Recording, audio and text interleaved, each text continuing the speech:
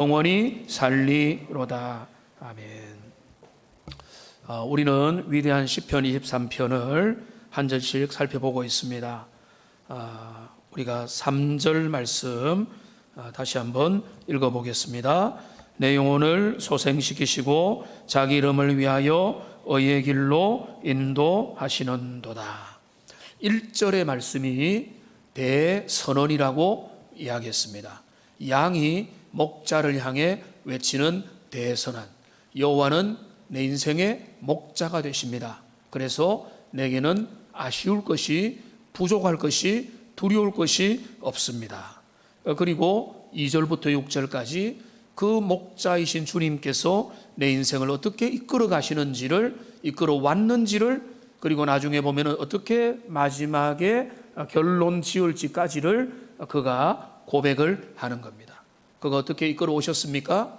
푸른 풀밭에 누이시며, 양은 절대로 편안히 눕지 않지만은 하나님 그 목자 되신 주님께서 외부의 대적으로부터 내부의 여러 관계 문제에서부터 그 안에 있는 기생충과 해충으로부터 그를 보호하시고 인도하심으로 그의 마음에 평안을 주셔서 눕게 만들고, 그리고 쉴만한 물과 잔잔한 물, 꾸준히 그 영적인 그 양식을 먹게 하심으로 내 영혼이 하나님 앞에 살아나도록 하신다는 것입니다. 오늘 3절의 말씀은 어떤 면에서는 이어진다고 볼 수가 있습니다. 푸른 풀밭에 누이시고 쉴만한 물가로 인도하니까 우리의 영혼이 소생된다, 이렇게 볼 수가 있는 거죠. 왜냐하면 우리가 몇 끼를 굶으면 허기가 지고 목이 말라서 물을 마시지 못하면 몇 날이 지나면은 타는 목마름이 있는 거죠. 그런데 그분이 우리에게 생수가 되시고 우리를 먹여주시고 우리에게 마실 물을 주시고 우리가 풍성하게 해갈이 되면 우리는 소생함을 얻게 되는 것입니다. 원기가 회복되고 목마름에서 벗어나게 되는 겁니다. 은혜를 받을 때 이런 일이 일어납니다.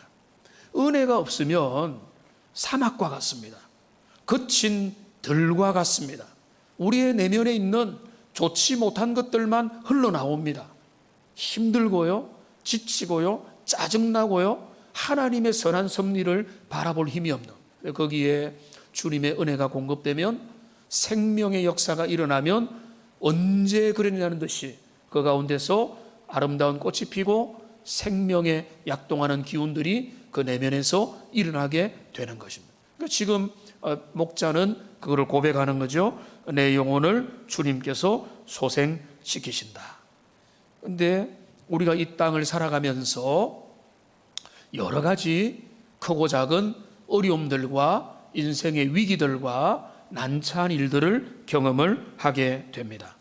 시편 23편을요, 참 아름다운 시편이지만은 가만히 보면은 여러 구절에서 그 다윗이 당했던 인생이 결코 호락호락하지 않았다는 것을 우리가 잠시만 봐도 알게 됩니다.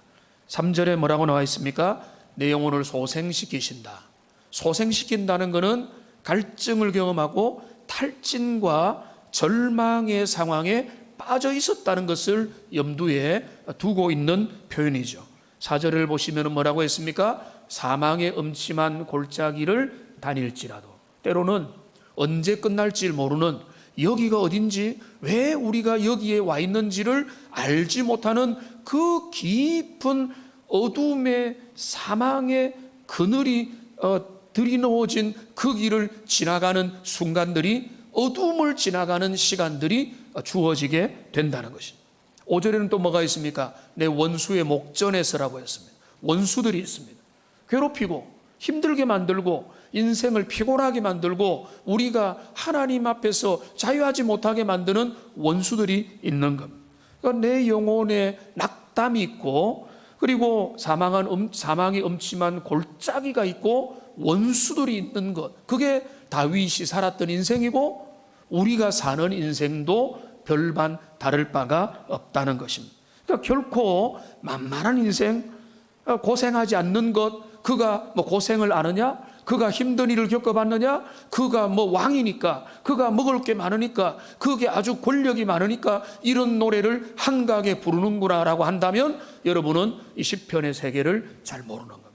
그는 깊은 절망과 낙담과 고난과 인생의 역경들을 다 통과하고 또 미래에 그런 일들도 있을 수 있는 그 상황 속에서 여호와가 나의 목자 되심을 믿음으로 신뢰하며 고백을 하고 있기 때문에 그런 것입니다. 그러니까 오늘 본문을 좀 더 이제 초점을 맞추면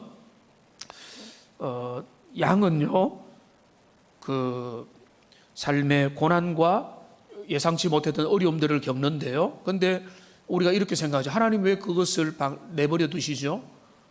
이 질문이 우리가 말씀을 읽고 선하신 하나님을 믿을 때에 신앙의 초기나 중기에 우리의 삶에 다가오는 어려움과 질문들입니다. 왜 선하신 하나님이, 우리 인생을 지켜주신다는 하나님이 그런 일들을 우리에게 허용하시고 허락하시는가? 여러분, 수많은 시리즈 설교가 되어야 되겠지만은 간단하게 말씀을 드리면은 하나님은 우리를 로봇이나 기계로 대하지 않으십니다. 하나님은 당신이 선하시고 자비롭고 긍휼하신 분일 뿐만 아니라 우리를 하나님의 자녀로 인격적으로 우리를 대해 주시는 겁니다. 우리 곁에 갓난아기, 어쩌면은 그 갓난아기들은 더 주님의 특별한 공급과 보호하심이 나타나게 될 수도 있습니다. 그런데 우리가 믿음이 어느 정도 자라고 어느 정도 시간이 지나면요, 우리를 향해서 하나님이 때로는 우리의 선택들을 다 존중하십니다. 잘못 선택해도 그거를 기다리세요. 그리고 하나님이 참으세요. 하나님이 바라보십니다. 하나님이 그것들을 통해서 하나님이 무엇을 생각하는 것들을 다 알지만은 하나님이 그거를 일일이 간섭하지 않으세요. 하나님이 우리 옆에서 일일이 너 이러면 안 돼, 너 이러면 안 돼, 손 때리고 그러면서 이래 가면 안 돼, 저래 가면 안 돼, 보모처럼 유모처럼 우리를 대하시지 않는 겁니다. 여러분, 그거는 하나님 제발 나를 그렇게 좀 기계처럼 다루어 주세요라고 고민한 적이 있습니까? 저는 있습니다. 10대 때, 20대 성령의 열정과 육신의 욕망 사이에서 너무나 이게 이제 그 고민이 컸을 때는 하나님 나의 자유의지를 제발 가져가십시오라고 그렇게 그게 편하겠다고 생각하는 적도 많이 있었습니다. 그런데 그건 하나님의 길이 아니에요. 하나님은 우리가 성장하기를 원합니다. 하나님은 우리가 결단하기를 원하고 우리가 선택하기를 원하고 우리가 의의 길을 따라서 순종하기를 원하고 불순종의 길을 갈 때도 뭐라고 했습니까? 우리는 다 양 같아서 각기 제 길로 걸어간다고요. 그거를 주님은 집 나가는 탕자를 주님이 바지가랑이라도 잡으면서 끝까지 다리를 부러뜨려서라도 그 자리에 있게 하실 것 같은데 그거를 때로는 허용하십니다. 왜 그렇게 하십니까? 라고 여러분 묻지 마십시오. 그게 하나님의 사랑입니다. 하나님이 우리를 존중하는 겁니다. 하나님이 그저 당신의 그 주권으로 우리를 마음껏 조정하고 너는 내 프로그램에 세팅된 대로 움직여라 라고 하는 그런 쪽으로 주님이 우리의 인생을 이끄는 게 아니라, 그러니까 하나님의 주권과 그분의 주권 속에서 주님이 우리의 삶에 허락하신 선을 택하고 또 아가페 유혹을 받으며, 오늘 갈라디아 본문도 그렇죠. 여러분 묵상을 했다면은 거룩한 욕망과 저급한 욕망 사이에 있는 두 존재 사이에서 성령을 쫓아 행하는 삶을 너희가 선택하라 라고 한 것은, 그게 하나님이 우리를 무조건 우리를 그냥 노예처럼 종처럼 기계처럼 로봇처럼 따라오라가 아니라 내가 너에게 주신 은혜와 내가 너에게 주신 기회와 말씀과 성령의 능력으로 말미암아 너가 자라서 의를 선택하고 좋은 길을 따르고 목자의 음성을 들으라 라고 가르치는 것입니다. 그러니까 여러분 이거를 기억해야 됩니다. 그러니까 우리가 하나님께서 우리를 저는 이런 표현을 쓰고 싶은데요, 방목을 하시기 때문에, 하나님이 우리를 방목하시기 때문에 우리의 삶에는 여러 가지 어려움과 위험들 앞에 노출될 수가 있는 겁니다. 그러니까 양들이 위험에 노출될 수 있죠. 외부로는 맹수들이 있다고 했습니다. 내부로도 관계에 어려움들이 있고, 그리고 그 몸 안에 기생충이나 온갖 해충들이 그 몸을 괴롭힐 수가 있는데요. 그런데 실제적으로 양들의 어려움이 뭔가 하면 길을 잃어버리는 것입니다. 그런데 또 양이 당하는 어려움이 뭔가 하면, 여러분 들어보셨겠지만은 양이 푸른 풀밭에 눕는 것은 이게 완전히 뒤집어진 상태는 아니에요.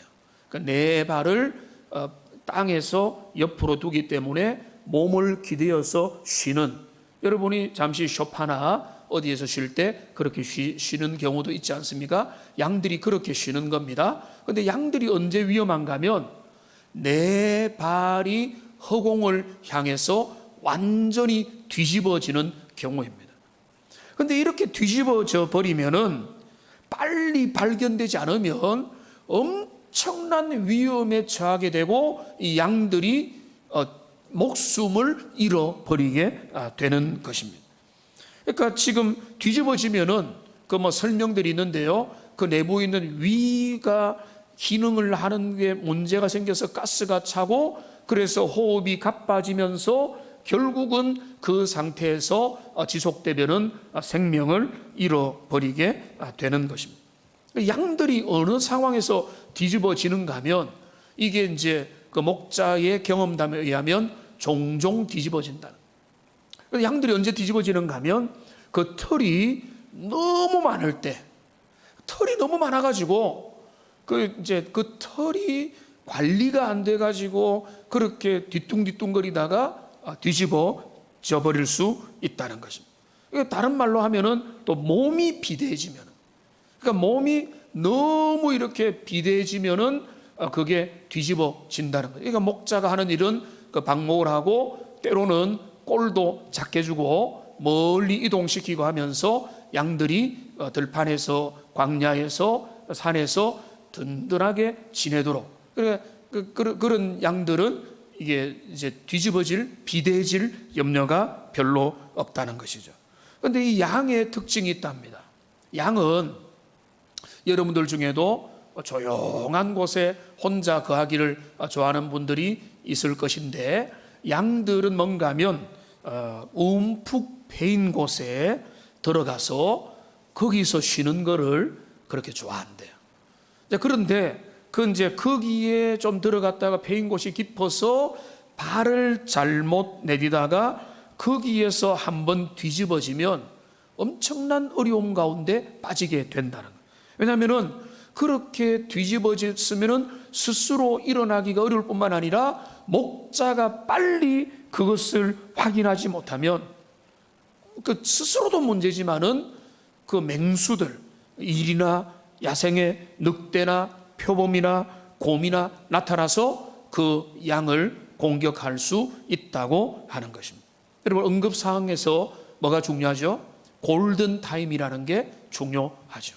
골든타임, 여러분 15분입니까? 그 결정적인 순간에 그 골든타임을 지키지 않으면은 그게 아주 위급한 상황에 빠지게 되는 것이죠.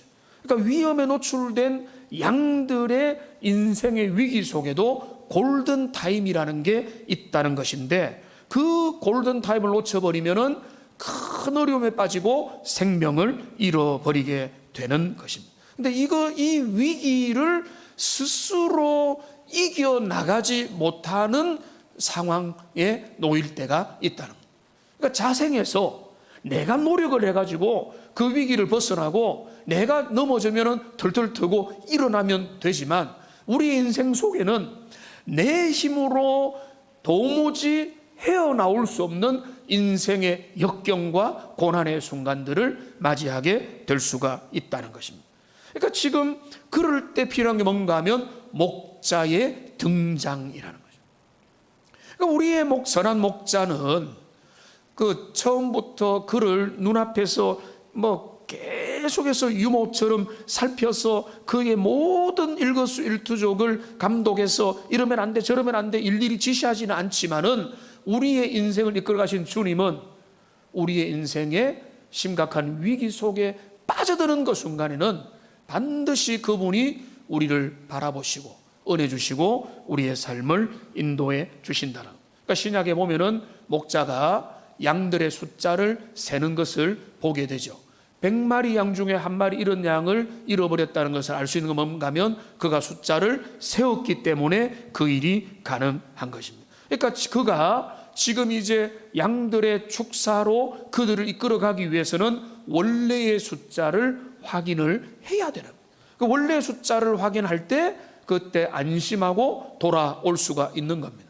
우리가 야유회를 갈 때, 우리가 큰 행사를 할 때, 수련회 갈 때, 뭐 중고등부 어디에 수련회 갈 때 제일 중요한 건 뭡니까? 인원 확인을 갈 때 하고 또 중간에 하고 올 때 하는 거죠. 어리면 어릴수록 그 일을 더 많이 하는 거죠. 왜 그걸 합니까? 그것이 안전의 기본이기 때문에 그렇게 하는 것입니다. 그러니까 내 영혼을 소생시킨다. 여기에 또 다른 의미가 있는데요. 내 영혼을 소생시킨다고 할 때 우리가 이해할 때는 뭡니까? 우리의 내면을 회복시키고 우리의 마음을 하나님 앞에 새롭게 만든다, 이런 의미도 있지만은 소생시킨다는 의미는 뭔가 하면 원래의 자리로 새롭게 제자리에 둔다는 의미가 그 속에 있다는 거예요.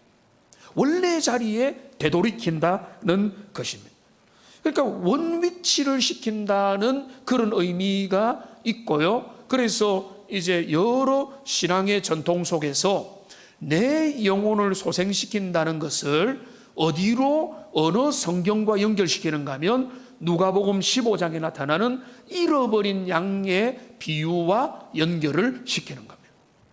그러니까 내의 심령을 회복시키는 것도 여기에 물론 의미가 있지만 길을 잃고 방황하여 자기 길로 갔다가 향방을 모르고 가시덤불 속에서 웅덩이 속에서 그리고 적굴의 그 맹수의 위협 속에서 벌벌 떨고 있는, 처음에는 그냥 즐겁고 어딘 줄 모르지만은 신나고 호기심으로 가득 차 있었지만은 이제는 해가 저물어 가고 그리고 맹수들의 울음소리가 멀리서 들리기도 하는 상황 속에서 갈 바를 모르고 부들부들 떨고 있는 그 양을 목자가 찾아가서 그를 확인하고 그를 구출해서 어깨에 메고 돌아오는 게 누가복음 15장에 나오는 사건이라는 것.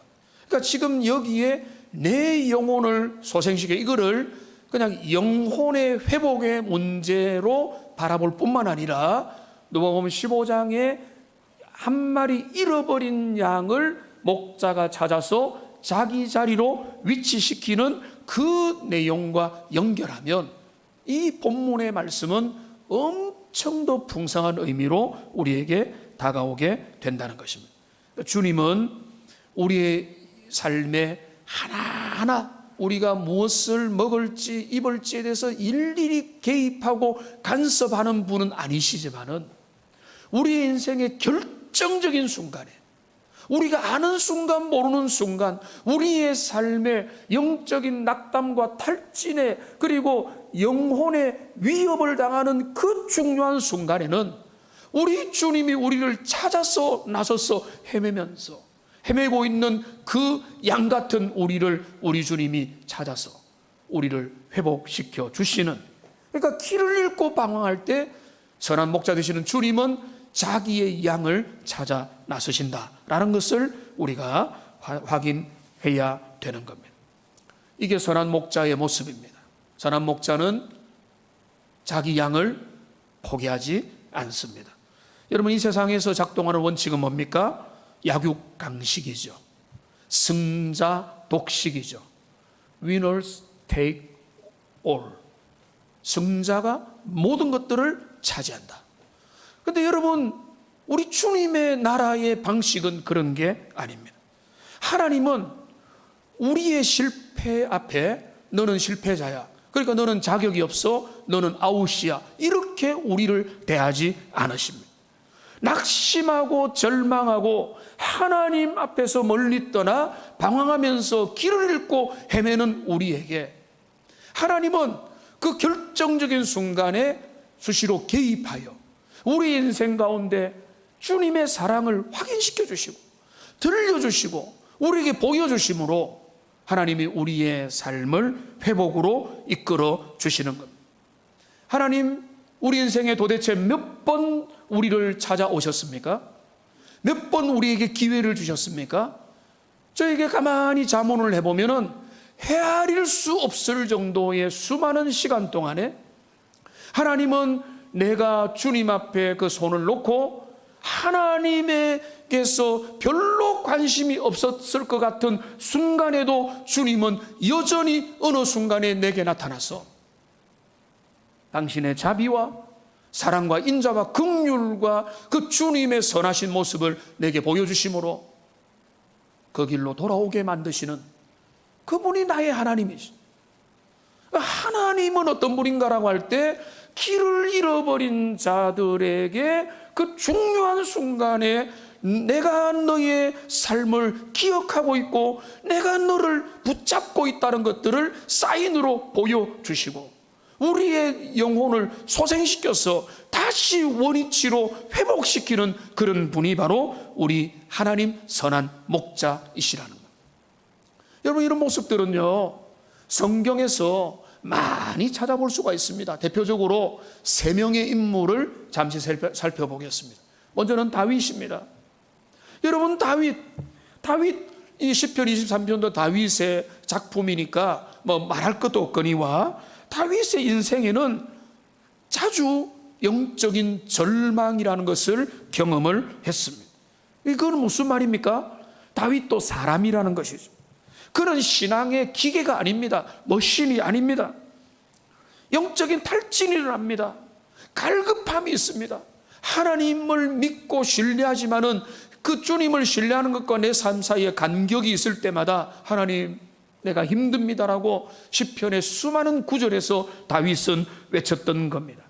여러 구절들 반복되는 구절 중에 하나의 대표적인 구절이 시편 42편 5절이죠. 그는 여기에서 이렇게 고백합니다. 내 영혼아, 내가 어찌하여 낙심하며 어찌하여 내 속에서 불안해하는가. 여러분, 믿음의 사람이 어떻게 이렇게 믿음이 없을 수 있느냐, 그렇게 말하지 마세요.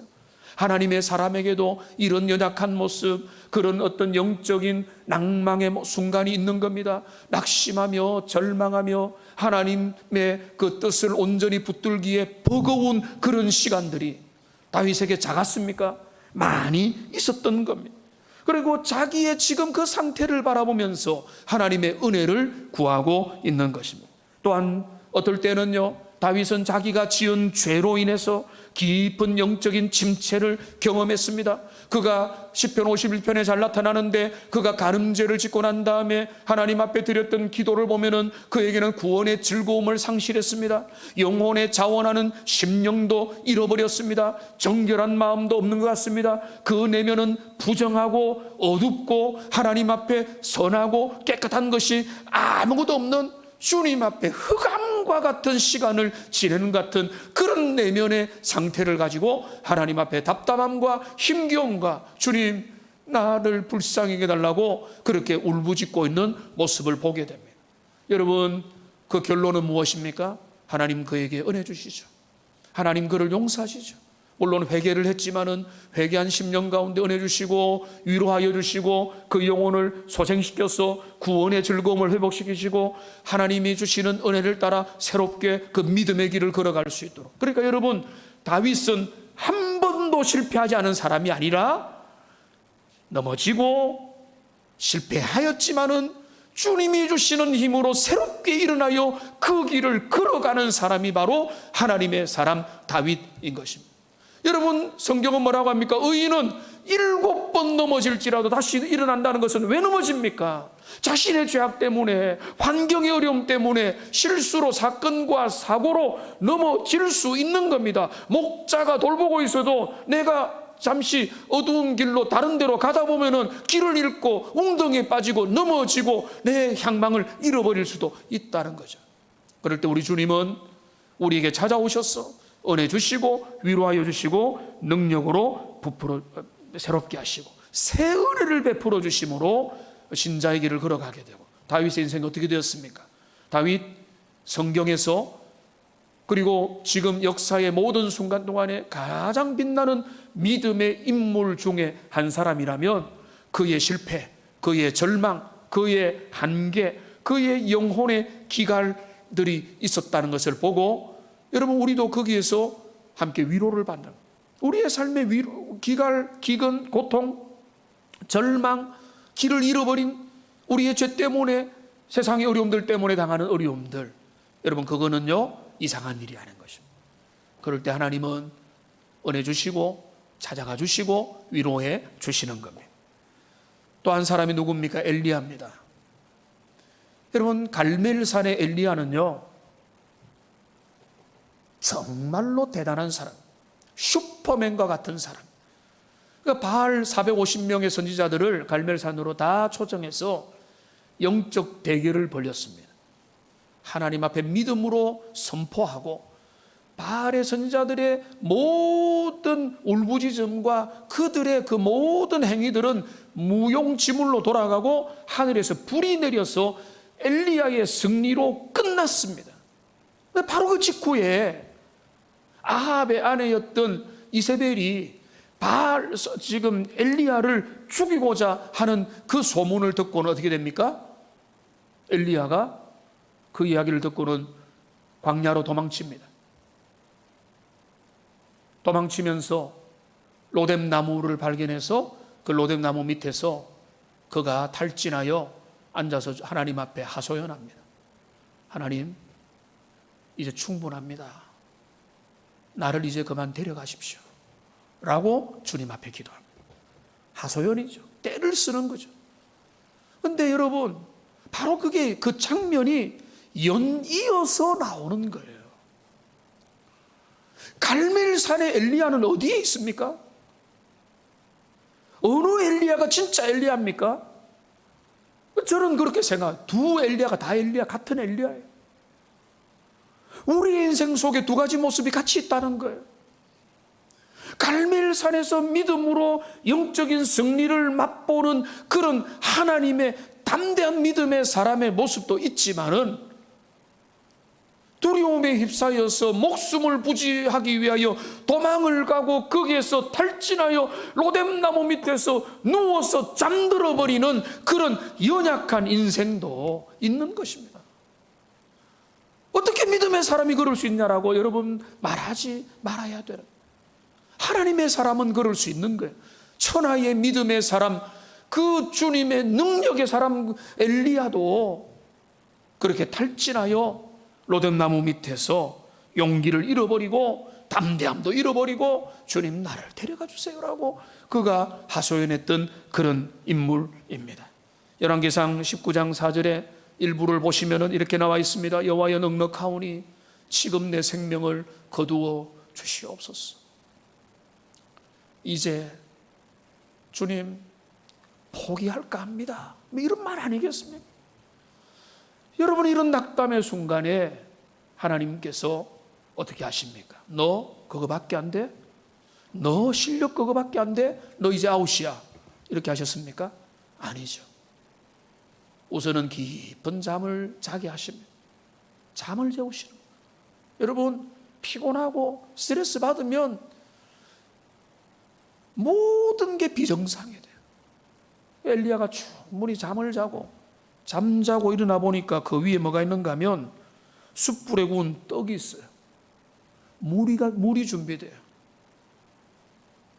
근데 그가 그 다음에 어디로 가는 거면 호렙산으로 달려가거든요. 40일 밤낮을 시간을 보내서 호렙산으로 달려가는데, 여기 보면은 성령을 의지하여라는 말이 없어요. 뭐라고 하는지 아세요? 음식물을 의지하여라. 여러분, 이게 일반 은총도 우리에게 필요하다는 거예요. 그러니까 그에게 필요했던 거는 회복이에요. 베드로를 먹여주시잖아요. 여기 엘리야도 먹여주시는 거예요. 그러니까 원기가 회복되게 하시고, 그 다음에 호렙산에서 주님이 어떻게 하는가 하면은 당신의 세미한 음성을 들려주시는 거예요. 불 가운데서, 바람 가운데서 임하는 게 아니라 세미한 음성으로, 부드러운 음성으로 주님이 뭐라고 말씀합니까? 너만 있는 게 아니야. 바알에게 무릎 꿇지 않은 7,000명을 내가 남겨놓았어. 너 혼자 고민하고 있지만은 하나님의 나라는 쇠하지 않으며 주님의 영광은 여전히 지속되고 너가 낙심할 필요가 없고 주님의 열심은 여전히 진행된다는 것을 주님은 부드럽고 세밀한 음성으로 들려주심으로 엘리야를 회복시키고 엘리는 다시 자기가 걸어갈 그 의의 길로 다시 돌아오게 된 것입니다. 그러니까 여호와는 나의 목자시니 그가 내 영혼을 소생시키고 의의 길로 인도하신다는 것이 엘리야에게 그대로 적용된 것입니다.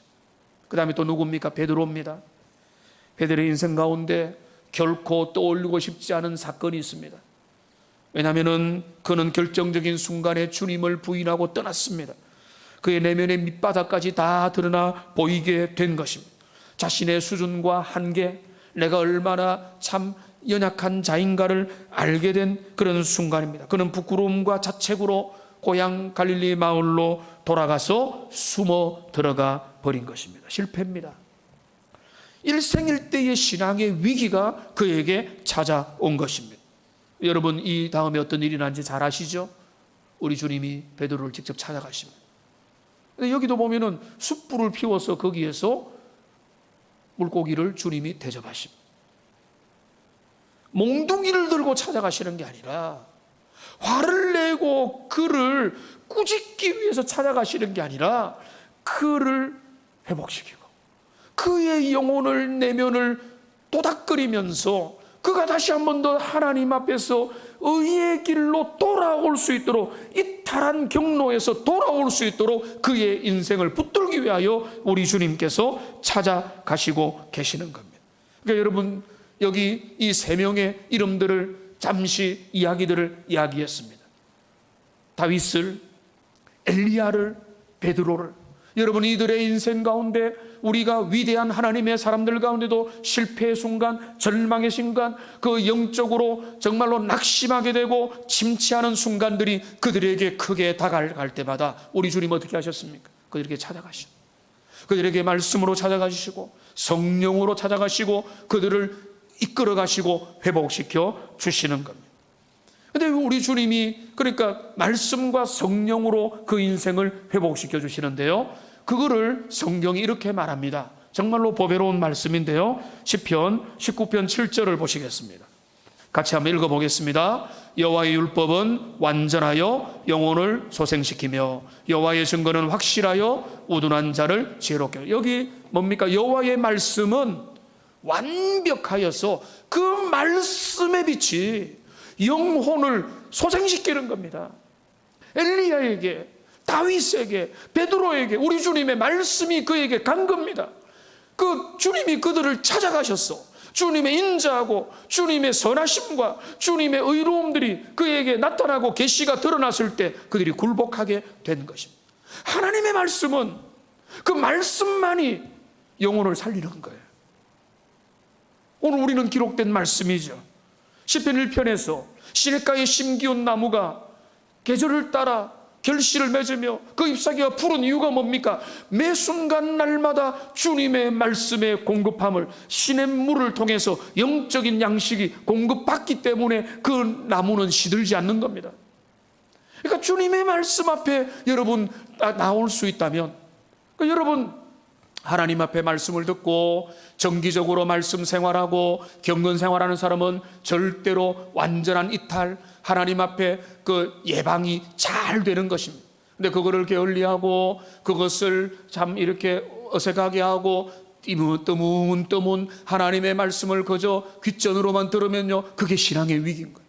여러분, 정말로 주님 앞에서 그 위기를 겪지 않으려면은 하나님의 말씀이, 말씀 가운데 은혜 받고 말씀으로 소생케 되고 그 말씀을 가지고 나가되, 여러분 제가 깨달은 게 뭔가 하면 이 말씀은 반드시 뭔가 하면 성령님의 은혜와 동반돼야 돼요. 성령께서 내 내면을 부드럽게 하셔서 말씀을 듣게 하는 거예요.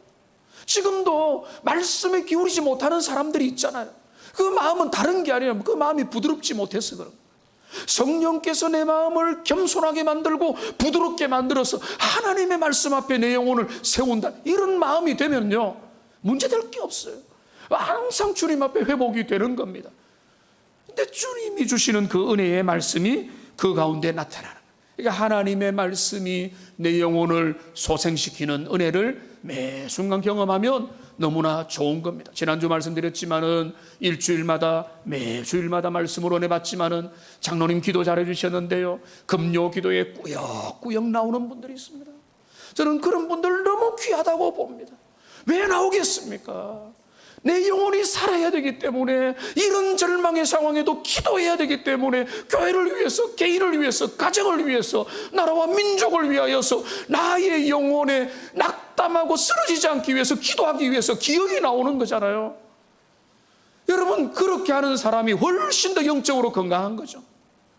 날마다 주님의 말씀으로 공급을 받는 사람, 그가 주님 앞에서 이탈될 리가 없는 거죠.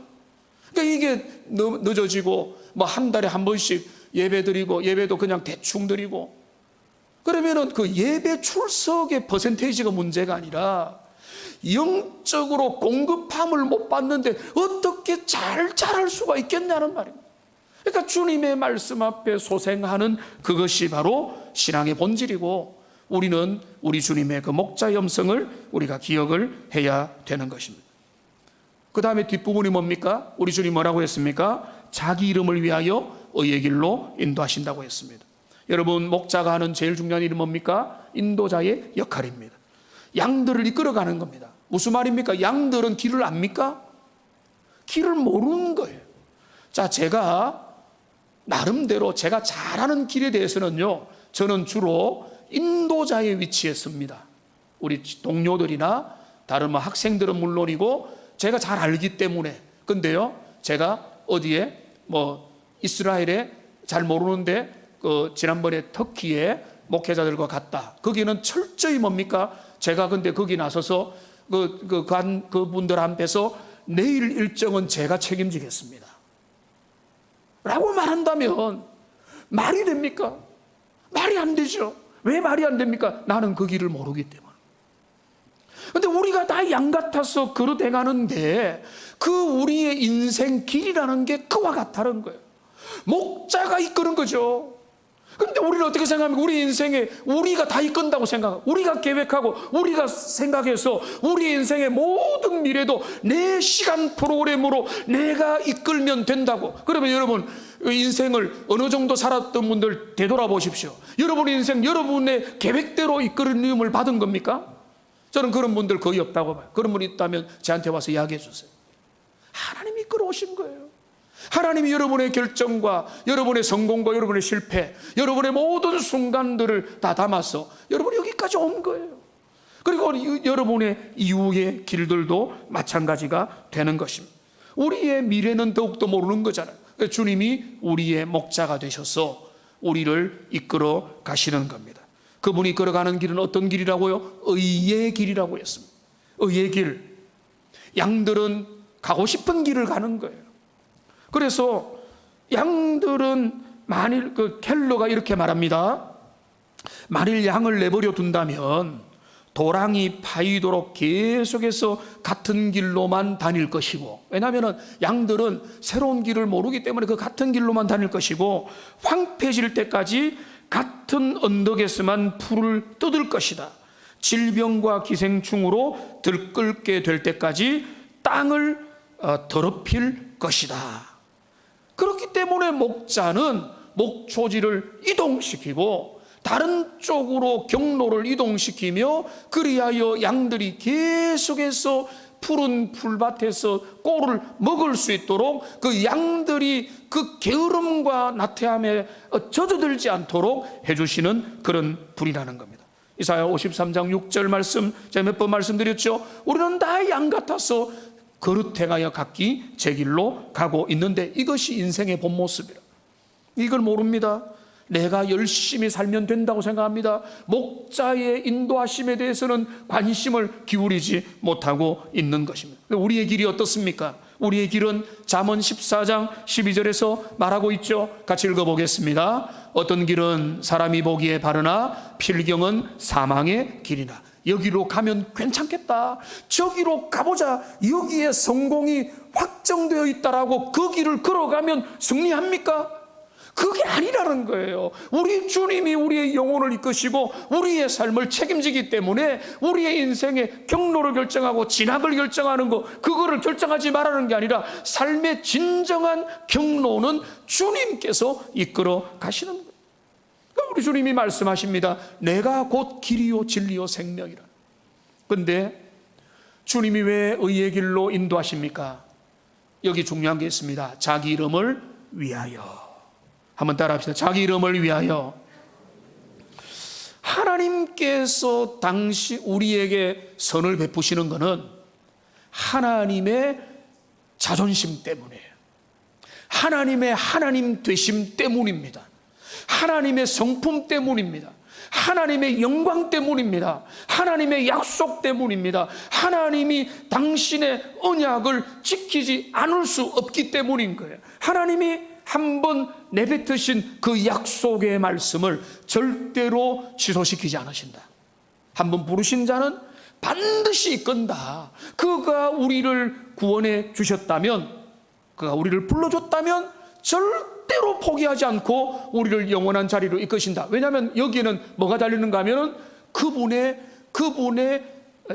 그분의 하나님 되심이 달려 있는 거예요. 그러니까 그의 영광과 그의 이름과 그의 성품, 그 성품이 뭐죠?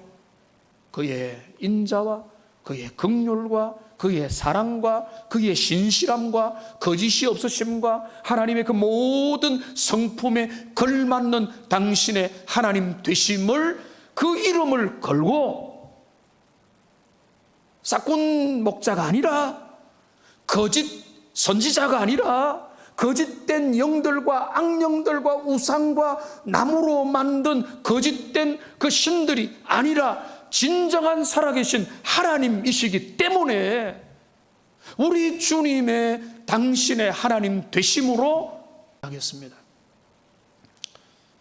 우리 하나님께서 우리의 선한 목자가 되십니다. 선한 목자 되신 주님께서는 우리를 푸른 풀밭에 눕게 하시고 쉴만한 물가로 우리를 인도해서 우리의 영혼을 기갈을 해갈케 하시는 분이십니다. 때로는 더 심각한 어두움이 있을 수 있습니다. 잘못된 길을 갔을 때 하나님으로부터 점점 멀리 떠나가려고 하는 우리를 하나님은 잡아주십니다. 말씀해 주십니다. 우리를 찾아오십니다. 그게 은혜입니다. 여러분, 제가 왜 은혜를 말하는 줄 아세요? 내가 믿음이 좋아서 여기까지 와 있는 게 아니라 인생의 중요한 순간마다 하나님은 저항할 수 없는 은혜로 내게 찾아오시고 더 놀라운 은혜의 지경으로 우리를 이끌어 가시는 그런 선한 목자이기 때문에 우리의 미래도 그분 앞에 신뢰함으로 내어놓을 수 있는 겁니다. 이 하나님이 우리 하나님이심을 신뢰하고 우리의 인생의 나침반이요 내비게이션이 되시는 선한 목자 되시는 주님 앞에 온전히 인생을 내어 맡기는 하나님의 존귀한 백성들 다 되시기를 주님의 이름으로 축복합니다. 기도하겠습니다.